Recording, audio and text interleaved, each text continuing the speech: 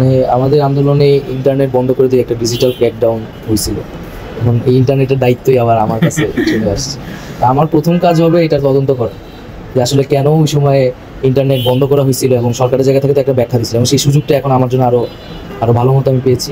প্রাথমিকভাবে আমরা আইন শৃঙ্খলার পরিবেশ ফিরিয়ে আনা এবং জননিরাপত্তা নিশ্চিত করা, সেই বিষয়টাকে প্রাধান্য দেওয়া হচ্ছে, এবং সেই লক্ষ্যে আসলে আইন শৃঙ্খলা বাহিনীর প্রতি যে জনগণের অনাস্থার জায়গাটা, সেই জায়গাটা কীভাবে দূর করা যায়, আইন শৃঙ্খলা বাহিনীকে কীভাবে ফিরিয়ে আনা যায়, এবং আইন শৃঙ্খলা বাহিনীর রিফরমেশন দরকার।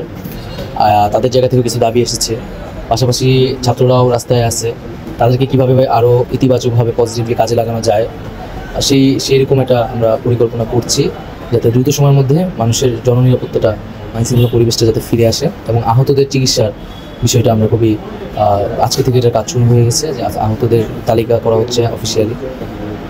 সেই বিষয়গুলোকে, এই দুইটা বিষয় আমাদের আজকে বেশি প্রাধান্য পাইছে আজকে আলোচনা। এটা তো মূলত ছাত্রদের নেতৃত্বেই এই অভ্যুত্থানটি ঘটেছে, এবং কিন্তু আমরা স্টুডেন্টের জায়গা থেকে অভিজ্ঞতাকেও গুরুত্ব দিয়েছি, দক্ষ এবং অভিজ্ঞতা রাষ্ট্র পরিচালনায় পারদর্শী এই সকল লোকদেরকে আমরা আহ্বান জানিয়েছি, এবং তারা সরকার গঠন করেছে।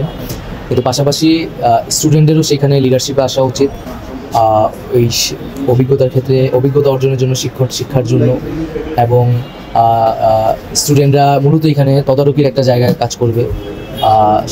তারা হচ্ছে তাদের বক্তব্য থাকলে তাদের যে আকাঙ্ক্ষার জায়গাগুলো, সেই জায়গায় সেটা এখানে কথা বলবে, এবং এই কারণে আমরা প্রতিটা উপদেষ্টার সাথে একজন করে সহকারী বা অন্য কোনো নামে এটা হতে পারে, একজন করে ছাত্র প্রতিনিধি রাখার কথা আলোচনা চলছে।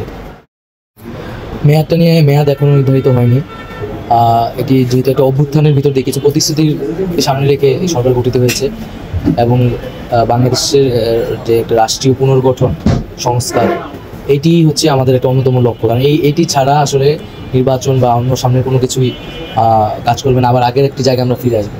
এই পুনর্গঠনের প্রস্তাবনাটা আমরা তৈরি করছি, এবং সেই কাজ অনুযায়ী হয়তো সময়টা নির্ধারণ করবো, এবং এটা অবশ্যই আদার্স যে পলিটিক্যাল স্টেক হোল্ডার আছে তাদের সাথে আলোচনার ভিত্তিতে নির্ধারিত হবে।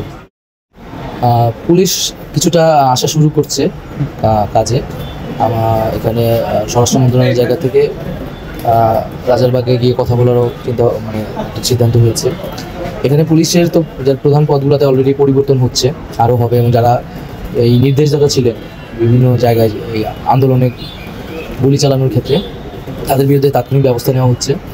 পাশাপাশি স্ট্রাকচারাল কিছু রিফরমেশনের দাবি পুলিশের জায়গা থেকে এসেছে, এবং সেই আমাদের জায়গা থেকে এরকম ভাবা হচ্ছে পুলিশকে বিভিন্ন যে কোনো সরকারি আসলে তার দলীয় পারপাসে ব্যবহার করে, বিরোধী দল দমনে ব্যবহার করে, আলটিমেটলি দোষ হচ্ছে পুলিশ ইনস্টিটিউশনটার উপরে যায়। তো এই বিষয়গুলো হয়তো আর একটু সময় লাগবে। তাৎক্ষণিকভাবে আমরা পুলিশকে একটা আস্থার জায়গা দিতে চাচ্ছি, এবং শিক্ষার্থীদের সাথে বা ছাত্রদের সাথে এক ধরনের সহ অবস্থানের মাধ্যমে আইন শৃঙ্খলা পরিবেশকে ফিরে আনার চেষ্টা চলছে। আমাদের আন্দোলনের লক্ষ্য কিন্তু এখনও অর্জিত হয়নি। আমাদের যে লক্ষ্যগুলো ছিল, স্বৈরাচারের পতন এবং ফ্যাসিবাদী ব্যবস্থা কিন্তু বিলুপ্ত হয়নি, এখনও সেই রাষ্ট্রীয় কাঠামোটি রয়ে গেছে। গণহত্যার বিচার কিন্তু আমরা এখনও পাইনি।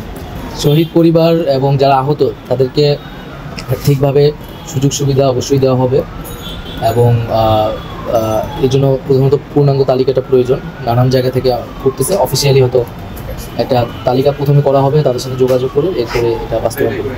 তো এবং বাংলাদেশ এখন যেই পরিস্থিতিতে, যেগুলো বাংলাদেশের কাঠামো এক প্রকার ভেঙে গেছে, এই কনস্ট্রাকশনের জন্য, দেশ গঠনের জন্য কিন্তু তারুণ্যের অংশগ্রহণ প্রয়োজন। সেই জায়গা থেকে হয়তো বৈষম্যবিরোধী ছাত্র আন্দোলন কাজ করবে মাঠে, তবে সেটা কোন রূপে করবে বা কোন নামে করবে সেটা হয়তো সামনের পরিস্থিতি অনুযায়ী ঠিক হবে।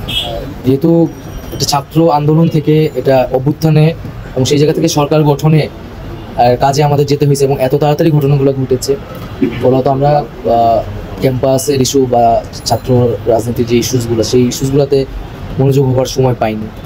আর দ্বিতীয়ত হচ্ছে এখানে নেতৃত্বটাকে নতুন করে গঠিত করা দরকার, এবং অনেক জায়গায় বৈষম্যবিরোধী ছাত্র আন্দোলনের নামে নানান ধরনের কমিটি হচ্ছে, আসলে এটা অথরাইজড হচ্ছে না। তো সেই জায়গা থেকে আমরা একটা কমিটি দেওয়ার একটা যথাযথ প্রক্রিয়া কীভাবে অনুসরণ করা যায় অথরাইজ করার জন্য সেটা ভাবছি, এবং যে লেজুর ভিত্তিক ছাত্র রাজনীতির বিরোধিতা আমরা করেছি, এখনও করছি, এবং শিক্ষার্থীদের সাথে শিক্ষকদের সাথে আলোচনার ভিত্তিতে ক্যাম্পাসে ছাত্র রাজনীতি বিষয়ক একটা চূড়ান্ত সমাধান আমরা বসাতে চাচ্ছি। আমাদের বৈষম্যবিরোধী ছাত্র আন্দোলন সম্পূর্ণভাবে ঐক্যবদ্ধ আছে, এবং এখানে যে সিদ্ধান্ত, এটা সম্মিলিতভাবেই সিদ্ধান্ত, বা যারা প্রধান নেতৃত্বে আছেন তাদের কনসার্ন নিয়ে আমরা এই সিদ্ধান্ত নিয়েছি। আমাদের যেহেতু একই সাথে সরকারের অংশীদার হতে হচ্ছে এবং পাশাপাশি আমাদের একটা সামাজিক রাজনৈতিক শক্তি হিসেবেও মাঠে কাজ করা লাগবে, তো উভয় দিকে আমাদের নেতৃত্ব প্রয়োজন। সেই অনুযায়ী যে যেখানে দক্ষতা যোগ্যতার পরিচয় দিতে পারবে সেই অনুযায়ী আমরা সিদ্ধান্ত নিয়েছি এবং সিদ্ধান্ত সম্মিলিত হবে, এখানে কোনো বিভ্রান্তির সুযোগ নেই।